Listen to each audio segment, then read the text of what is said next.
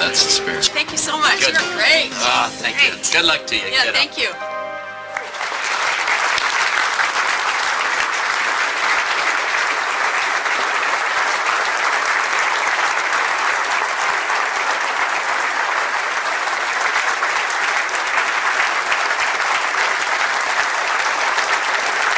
Thank you.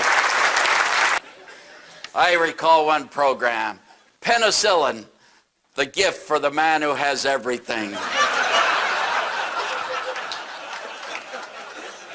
We had some great speakers.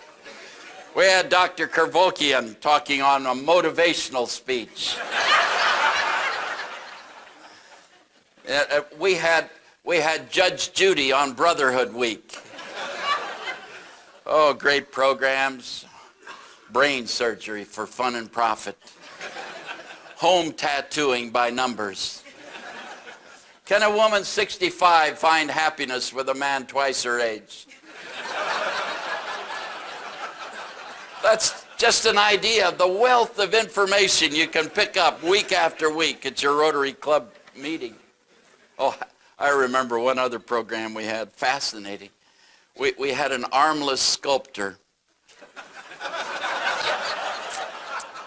He held a chisel in his mouth and his wife hit him on the back of the head with a mallet.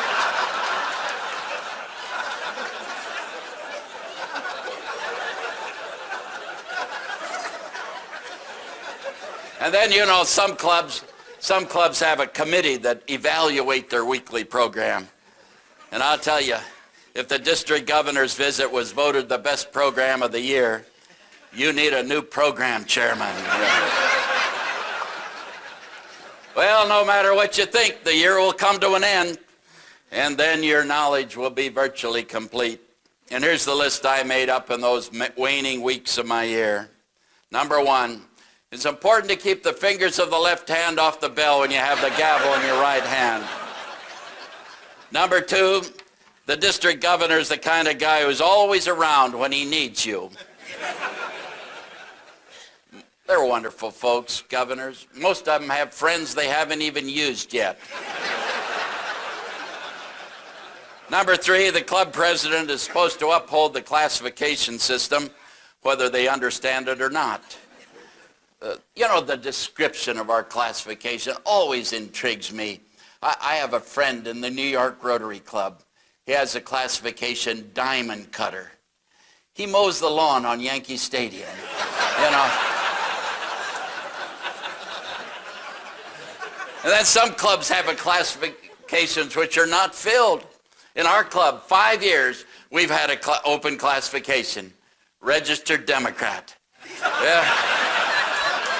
Just couldn't find one to pass the in any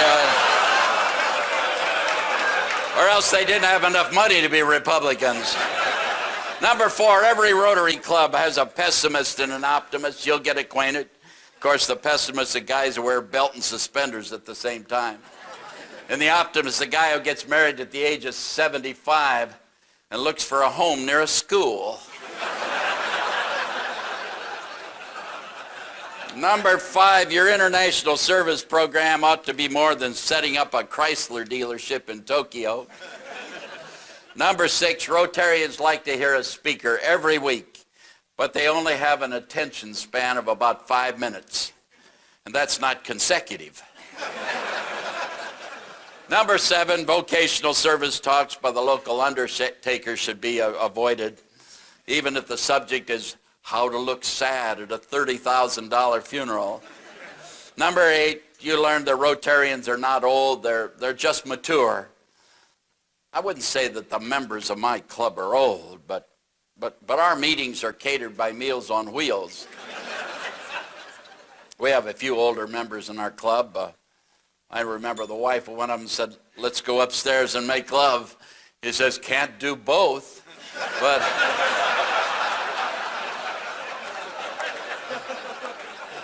at our meeting the other day, a guy at my table, he was kind of bragging. He says, "You know, I made love for 1 hour and 3 minutes." Guy says, "When was this?" He says, "The night they turned the clocks back." You know.